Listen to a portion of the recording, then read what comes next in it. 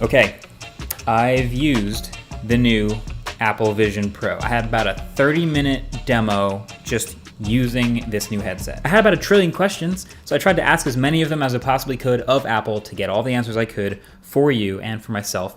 So, without any further ado, let's just jump right in. This is everything you need to know so far about Apple's new AR VR headset. So the first question, naturally, what is it? So first things first, this is a first generation device from Apple, which we don't see very often, but it is an augmented reality / virtual reality headset with a bunch of cameras and sensors inside that you strap to your face. It'll start at $3,500 and it'll go on sale starting sometime early next year. Nobody's been able to shoot video of using it yet, so I'm gonna have to do my best with descriptions here, but fundamentally, this isn't something that's paired to your iPhone or your Mac by default. It's a standalone computer with an M2 chip inside, its own Wi-Fi connection, a roughly 4K micro OLED display for each eye, a set of speakers right above each ear on the band, and then a dedicated new R1 chip, which is doing all of the real-time processing from all the sensors that make this headset pretty special, but we'll get to that in a second. So all right then, how does it work? Well, basically we've seen VR headsets and AR headsets before. It's typically there's screens on the inside, and then on the outside there's some sort of shell which has some sensors on the outside that help detect what is in your room around you and help to see the controllers in your hands. But with this one, there are no controllers at all. They're not making any for it. There aren't going to be an optional accessory. They're not even going to design any controllers. You are controlling this thing entirely with your hands and your eyes and your voice. So you put this headset on, and basically all over the headset there are an absolute ton of sensors. You have 2 main forward-facing cameras, 2 downward-facing cameras, 2 more cameras for the sides, 2 infrared illuminators, a LiDAR scanner, a true depth camera. These are all to keep track of what's happening around the headset and also to track your hands in front of your face. And then on the inside, there's also a bunch of infrared illuminators and infrared cameras that are purely there, just there, to track your eyes. So there's actually a setup process. Before you even get the headset, you basically measure, you sort of scan your face with the true depth camera on the iPhone, and it uses that depth information about your face to give you a sort of a custom cutout. This will be a process that you can do in Apple stores. But basically you get the headset with the custom cutout for your face. If you have glasses, there are some Zeiss lenses, but you finally get the headset out and you put it on, and there's some nice meshing on the back, some fabric that stretches and is pretty breathable. It's built extremely well with all this metal and glass. And then once you get it going, the most impressive thing about this headset, the most impressive thing, is the eye tracking.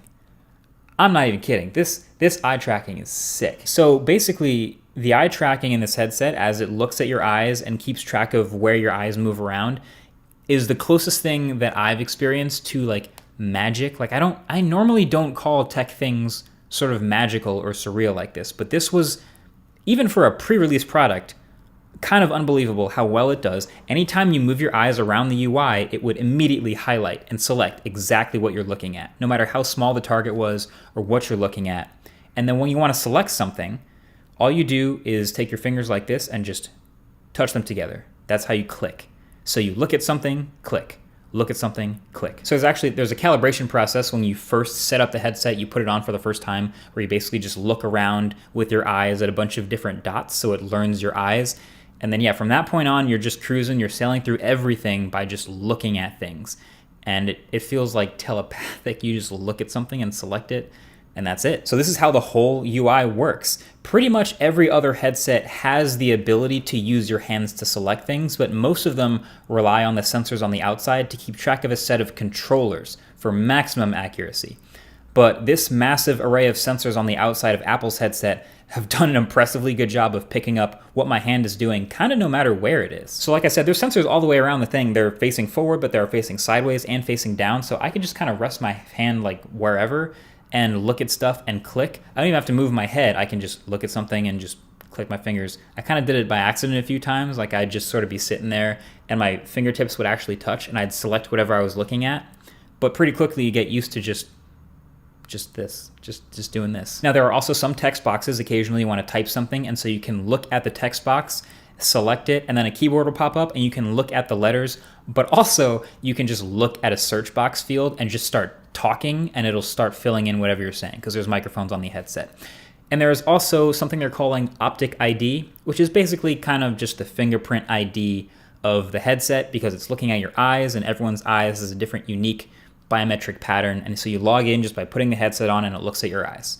So Optic ID, this thing knows your eyes really well. So then you've probably seen all these weird looking frames where you can see people's eyes through it. Like this super weird thing that I've never seen in any other headset. So what is happening here? Well, spoiler alert, it's not actually transparent. It kind of looks like it's a glass transparent thing, but it's not. It appears to be because there's actually an OLED screen facing out. This is what I would call a two-way pass-through. That's what I'm calling it. See, a normal VR headset we've seen is, of course, completely opaque. Usually it's like black plastic or something like that. So in order to see through to your actual environment without taking the headset off, like for picking up your controllers or walking around a room without hitting a wall, they have a pass-through mode. So it'll turn on a camera on the outside so you can see what's going on around you. And some pass-through modes are better than others. Some will do it from a single black and white camera. Some will do stereo pass-through from two cameras. Some will do color pass-through. The pass-through on Apple's headset is, again, the best I've ever seen in a headset. It's stereo, it's color, it's sharp, it's real time. It's really good. So then the eyes you see from the outside are actually an OLED display showing what your eyes look like to the cameras inside the headset. So it shows your eyes like this whenever you're using any sort of pass-through mode. And if you can see your environment, it'll show your eyes. So you're not actually like looking at someone's eyes, but it kind of feels like you are.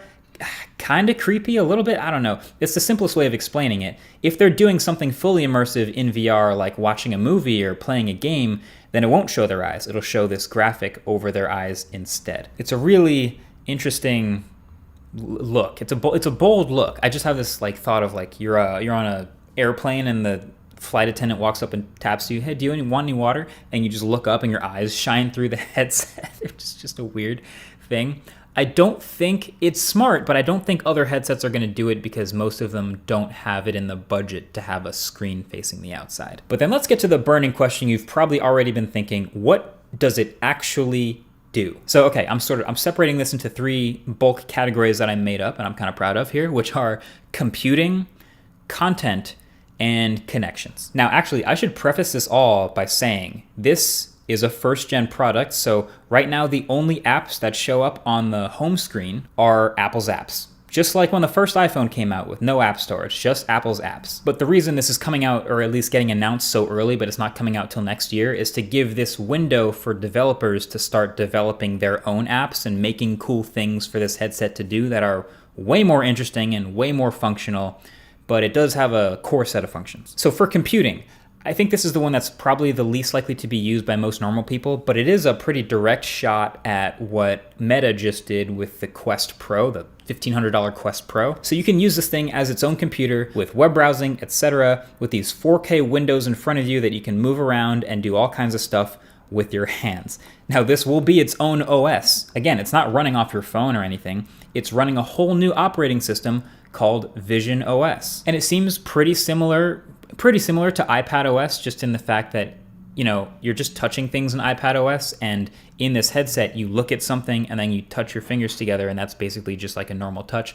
But I was really impressed with the responsiveness. Again, this was better than any headset I've seen with just your hands. If I wanted to scroll through something like a Safari window, I literally, in air, would touch my fingers together and drag the window, and it would scroll nearly in real time. I would like throw it around, like toss it, catch it, toss it the other way, and start scrolling through things with my finger, resizing windows, dragging the corners of things. And I was super impressed with that too. Now, if you're like me, you might have also had some questions about the sharpness. Like, do I really want to wear something like this for a long time to work like it's on a computer? And I think that was also pretty smartly addressed. They use a selective rendering based on the super good eye tracking. So the computing power is basically focusing on sharply rendering the part of the screen that you're actually looking at while saving power on the rest. It's pretty cool, and it works so quickly that I did not notice it while using it. And then the part you're looking at is actually very sharp. Like I said before, they're super high resolution screens, they're 4K. I don't know if I have a number for refresh rate, but it felt like 120 hertz. And eye fatigue will eventually become a thing with any headset you strap to your face, but this would be on the lower level of eye fatigue compared to what I've experienced with some others. And then for even more heavy work, this is kind of nuts, but they showed it in the keynote. Apparently, if you have a Mac and you want to do Mac OS stuff, you can just, with the headset on, just look at your Mac and it will pick up what you're doing and it'll mirror the Mac's display as one of the 4K windows for you in the headset. And then you can even connect a Bluetooth keyboard and a Bluetooth trackpad and start working around like it's an actual Mac, just with a bigger screen wherever you want. Yeah, ecosystem stuff. So that's computing. I definitely got to try it. But then, of course, there's the connection stuff. You got messaging. You can type out messages to people just like as if you were on a Mac. But there's also, impressively, FaceTime. Now, I don't even know that this is necessarily better than a normal FaceTime holding your phone or like on a laptop, other than the fact that I guess you don't have to be holding anything. But you can have people's windows floating in front of you as you talk to them on FaceTime. But you might also be asking, wait a second, if I'm not holding my phone in front of me, what do other people on FaceTime see? Well, the answer is they'll see a 3D rendered model of you that was scanned into the system from your iPhone that syncs up and matches the movements of your face with eye tracking and all the other sensors of the headset. So I got to try it. It works, okay? So it's not as good as obviously looking at a person. I just feel like a FaceTime, you're trying to have like a personal connection with the person.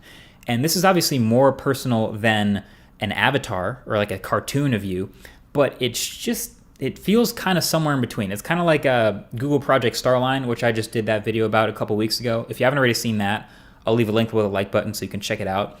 But it feels sort of in that like uncanny valley, moving 3D model territory instead of looking at an actual person. It's kind of how I picture it. But then last but not least, of course, content.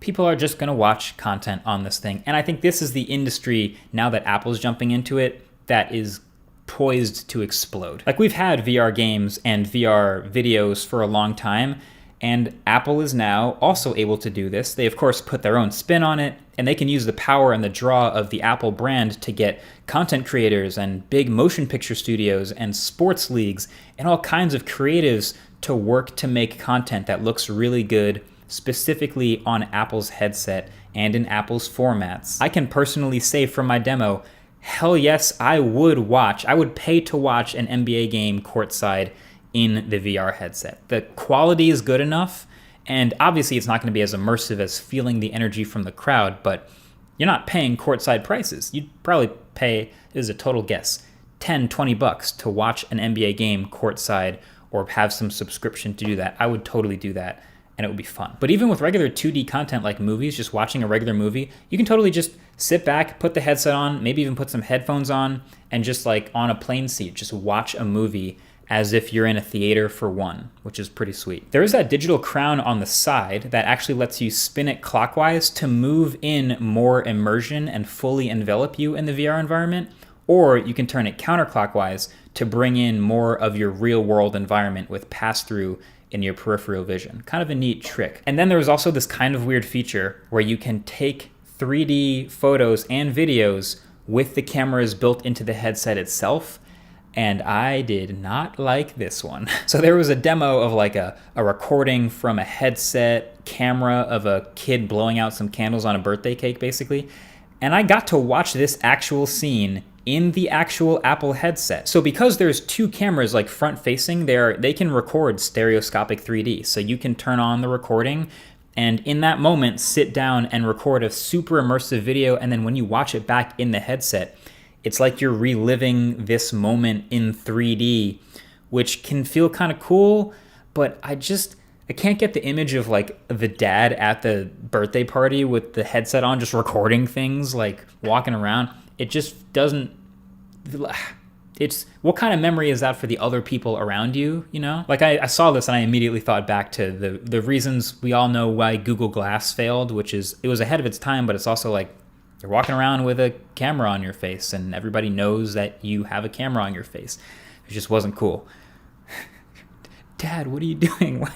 Why are your eyes sticking out through the headset? So all right, the number one question I've gotten after I've actually tried this thing is it any good?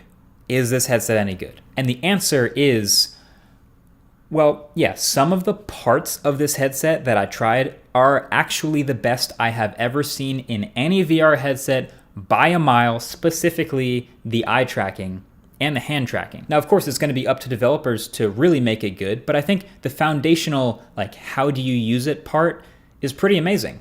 But that doesn't mean there aren't any downsides. All right, number one, there was no haptics, of course, because you don't have controllers. You're just doing everything with your hands in the air. There's no way to have any sort of haptic feedback. There was a demo that I did where, like, I stuck my hand out, a wall on the other side of the room opened up, and a dinosaur was back there, and a butterfly flew out. I held out my hand, and the butterfly flew up and landed on my finger. It could track and see all of that information, and the volumetric, all the computation to make that happen was amazing. But when the butterfly landed and I didn't feel anything, there was that moment of like, oh, right, this is a VR headset. But then number two, this was interesting. This is pretty heavy. This is a pretty heavy VR headset. Kind of the same way that AirPods Max, the Apple's metal headphones, are heavier than most plastic headphones. There's a reason why most other VR headsets are just plastic. It's not because that's cheap. It's because it's lightweight. It's fatiguing to have a heavy thing on your head.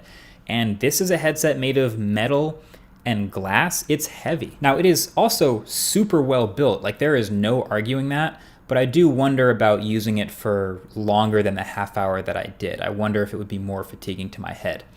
That's also actually why the battery isn't attached to it. That would be a ton of weight to carry on your head, so they connected the battery instead through a proprietary cable, and that actually can sit next to you on the couch or in your back pocket. And that brings us to the other thing, the battery life. 2 hours. 2-hour battery life on the headset, which is not that great. It's not that long. Now, there's a USB-C port on the battery bank, and you can plug that into the wall for infinite time, but the second you unplug from the wall, 2 hours from that pretty hefty battery bank, which is like, okay, maybe most people won't be spending a lot of time in the headset, but you did also just show us, Apple, an ad of people like watching a movie in the headset. That's already, like, most movies are 2 hours plus, so something worth thinking about. Just a 2 hour, I'm sure people will make bigger external batteries for this thing, but 2 hours. And then also, I couldn't get a firm answer here on if there are fans inside or not, but I think there's fans. Like, there's certainly vents for fans anyway. And if you're gaming for long enough or using it for long enough, do those spin up? Do they ever get loud? Do they ever kill your battery? That's kind of unclear. But then, of course, the main thing that everybody's talking about, it's expensive. It's $3,500. So is that pricey? Yeah, that's very expensive. But this is the thing that is always weird with Apple products. Like, there is no direct comp. Like, you always say it's expensive, but like, compared to what? And they did this with the Pro Display XDR. They've done this with even AirPods Max a little bit. But like, there are several things that this headset does that no other headset does. The eye tracking, the hand tracking, that's super good. Even if an equivalent headset came along today and did all of the same stuff that this does, hardware and software-wise, it still wouldn't have FaceTime. It still wouldn't have, like, looking at a Mac and then the ecosystem allowing the Mac's display to pop up. So this is kind of something that only Apple could pull off. So bottom line, I got to try it. I thought it was extremely impressive, but at the end of the day, this is not a product for the masses. I mean, obviously, right? It's $3,500. It has the word Pro in the name too.